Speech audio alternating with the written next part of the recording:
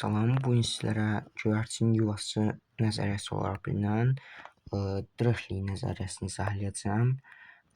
Bu nəzəriyyəni ilk dəfə Gauss kəşf eləmişdir.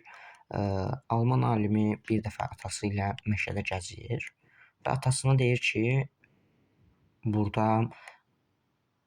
burdakı ağaclardan ən az ikisinin yarpaqları sayı bərabərdir və beləliklə bu nəzəriyyə kəşf olmuş olur.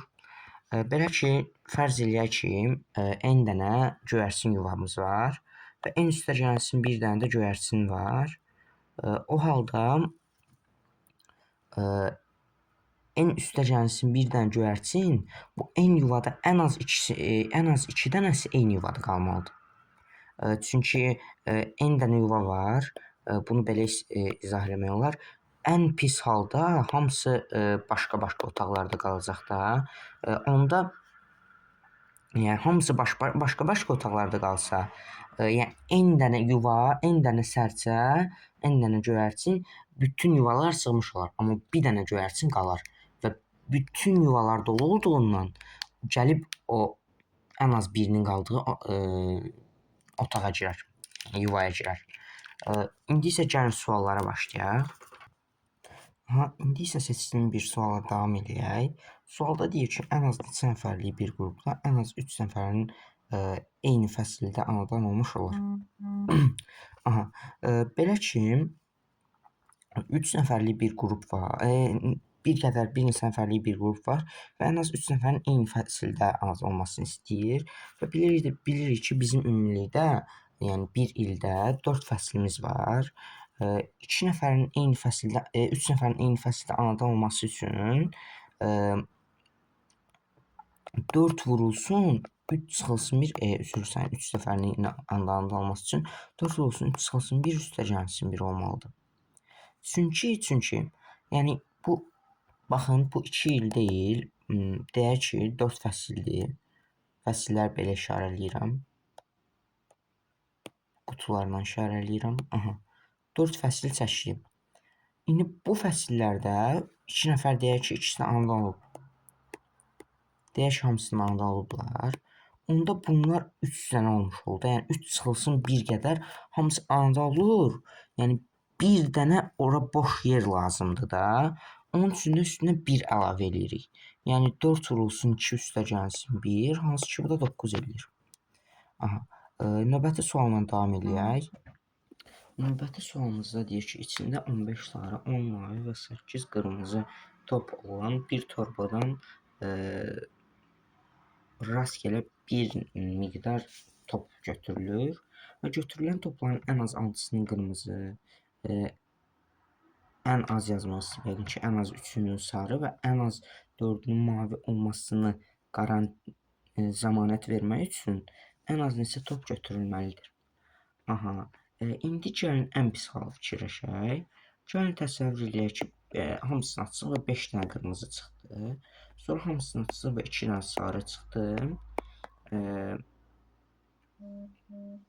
Ya da belə eləməyək, ən az olanı qırmızıdır və bizə burada ən çox verən qırmızıdır deyə, gəlin biz qırmızıları sonradan götürmüş olaq. Yəni hamısını açsıq, 15 dənə sarı çıxdı. Bu bir hal.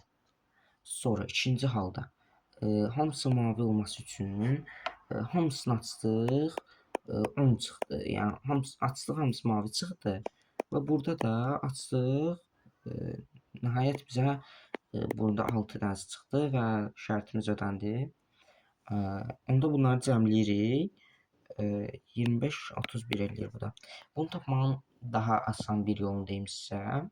Burada ən çox hansını veribsə, yəni bizdən istəniləndə ən çox hansını veribsə, hamısını toplayın, bizə verilənlərdə hamısını toplayın, sonra da ən çox veriləni toplayın.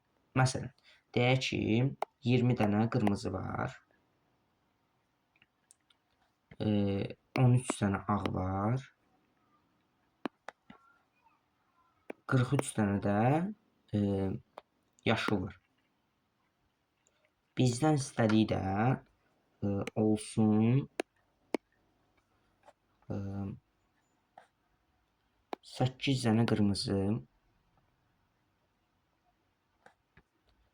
6 dənə yox. Hə, 6 dənə ağ və istəsin 3 dənə yaşıl.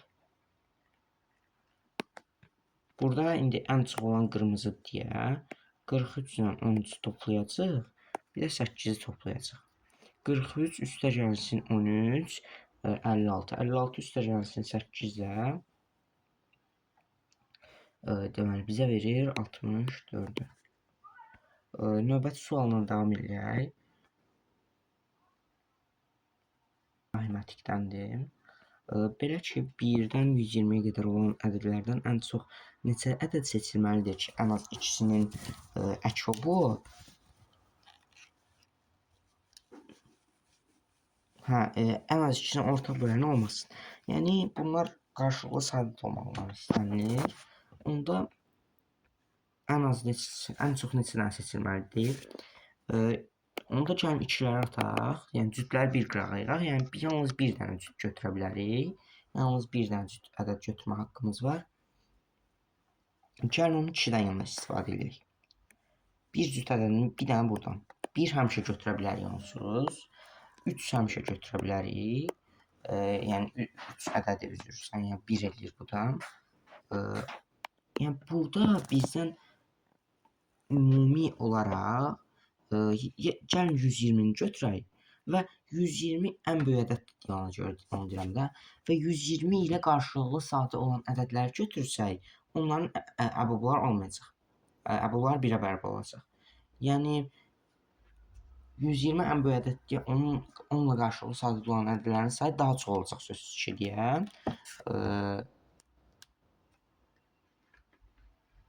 Onu götürəcəyik. Yəni 120-ni götürürük, 2-ni götürmürük də. Və 120 ilə qarşılıqlı sadə ədədlər olanları götürəcəyik. 120 üstə gəlsin fi 120. Fi 120 də 120 ilə qarşılıqlı sadə ədədlər deməkdir. 120 də bərabərdir. İndi vurğularını ayırırıq. 10 vurulsun 12, bu da bərabərdir. 2 vurulsun 5, vurulsun 2 üstü 2 vurulsun 3, bu da eləyir 2 üstü 3 vurulsun 3 vurulsun 5. İndi 120 vurulsun 2-də 1 vurulsun 3-də 4, 3-də 2 vurulsun 5-də 4. İxtisarlarımızı eləyirik. Deməli, bunu da 15-ə böləcəyindir. Bu da eləyəcək 8, 8-də 2 olanda 32 qiymətini alırıq. Yəni 120 yox, 1-də, yəni 120-ni 1 ədəd kimi sayın. 1 üstə gəlsin 32, 33. Ən çox 33 dənə seçə bilərik. Bəli, indi isə bayaq izah elədiyimiz top məsələlərinin UAM 2000-ci ildə UAM olimpiadasında düşmüş bir sualını izah eləyəcəyik. Deyir ki, içində 13 qırmızı, 8 mavi top olan bir torbadan rastgele bir top götürülür. Götürülən topların ən az 6-sının qırmızı və ən az 4-ünün mavi olmasını qaranti etmək üçün ən az neçə top götürülməlidir? Belə ki, bayaq dediyimiz kimi ən çox 6-dır və bu götürən qırmızıdır da burada 8. 8 üstə gəlsin 6 bizə 14 verəcək. Amma gəlin indi məntiqlə fikirləşək. Bu necə deyirlər? Biraz əzbərçi oldu. Gəlin məntiqlə fikirləşək. Ən çoxunun olmağını istəyiriksə, gəlin bu 4 dənə olan mavi topu götürək. Sonra isə bədbəxtçilikdən hamısı mavi çıxsın və ümumilikdə 8 olsun. Mavi, mavi, mavi kimi gedir və hamısı 8 olur. Sonra da qırmızıların hamısı götürülür. Qırmızı, qırmızı və hamısı ümumilikdə neçə olur? 6 dənə olur. Bu isə yenə də 14 eləyir. Hələlik dostlar, bugünlük bu qədər idi. Artıq Drexel nəzəriyyəsinin, yəni göyərçin yuvası nəzəriyyəsinin olimpiada səviyyəsində bildiyinizi düşünürəm. Növbəti videolarda hansı teoremləri, hansı nəzəriyyələri izah eləməyimi istəyirsinizsə, yorumlara yazmağı unutmayın. Hələlik yorum atıb like atmağı, abunə olmağı unutmayın. Sağ olun.